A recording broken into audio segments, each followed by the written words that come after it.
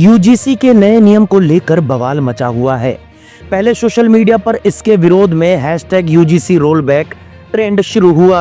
फिर इसके खिलाफ लोग सुप्रीम कोर्ट पहुंच गए और इसे भेदभाव बढ़ाने वाला नियम बताया। अब बरेली के सिटी मजिस्ट्रेट अलंकार अग्निहोत्री ने यूजीसी के इस बदलाव के विरोध में इस्तीफा दे दिया।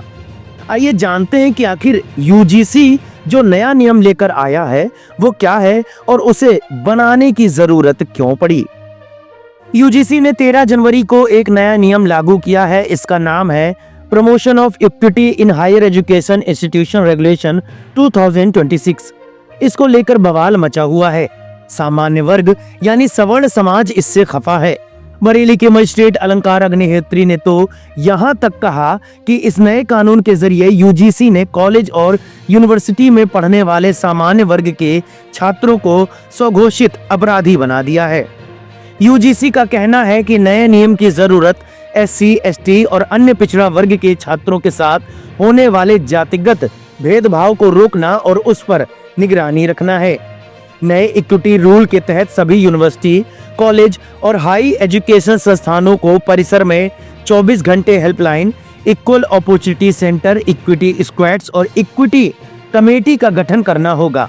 अगर कोई भी संस्थान इन नियमों का पालन नहीं करता है तो यूजीसी उसकी मान्यता रद्द करने या फंड रोकने जैसी सख्त कार्रवाई कर सकता है।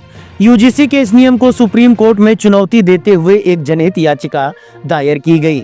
इस PIL में इस नियम को भेदभावपूर्ण और मनमाना बताया गया। याचिकाकर्ता ने बताया कि यूनिवर्सिटी अनुदान आयोग ने 13 जनवरी को जिस नए नियम को अधिसूचित किया है उसका 3C भेदभाव बढ़ाने वाला है। याचिकाकर्ता ने इस नियम को असंवैधानिक घोषित करने की मांग की है।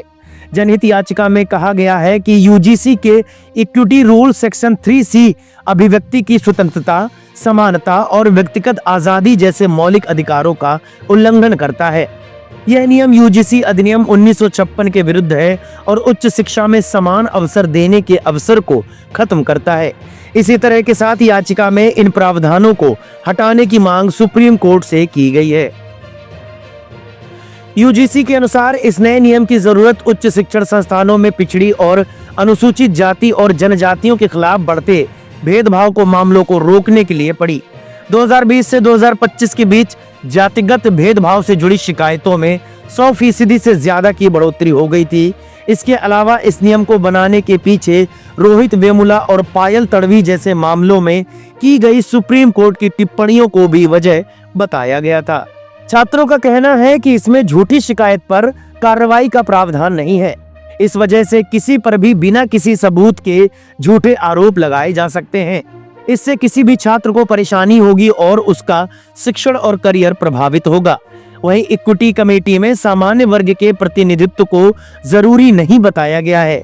वहीं इक्विटी स्क्वाड को भी काफी अधिकार दे दिए गए हैं और भेदभाव परिभाषा स्पष्ट नहीं की गई है। यूनिवर्सिटी अनुदान आयोग का मानना है कि निगरानी व्यवस्था के बिना कैंपस में एक समान और सुरक्षित माहौल नहीं बन पाएगा।